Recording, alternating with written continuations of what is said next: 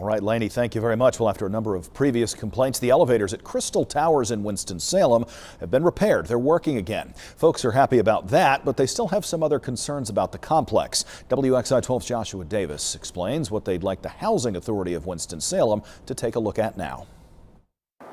Housing advocates and Crystal Tower residents were looking forward to voicing their concerns directly to the Winston-Salem Housing Authority Board of Commissioners during their meeting, but were disappointed when that didn't happen.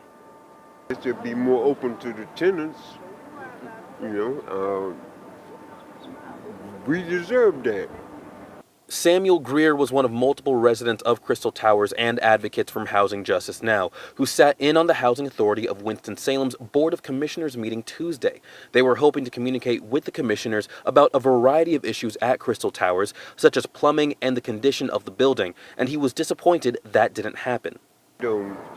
I don't have no really hopes for transparency.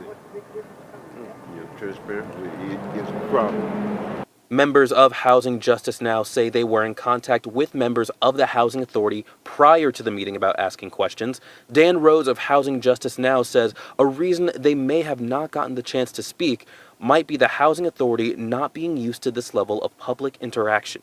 They have not sought resident input on the repairs that need to be made there. I mean, who knows better what's going on in that building than the people who live there? Chairman Andrew Perkins says he wasn't aware of those questions, but says he's more than happy to respond to them. We try to keep the tenants of Crystal Towers informed as much as we can in reference to what's going on and how we're going to receive the materials and when we'll be able to go to work.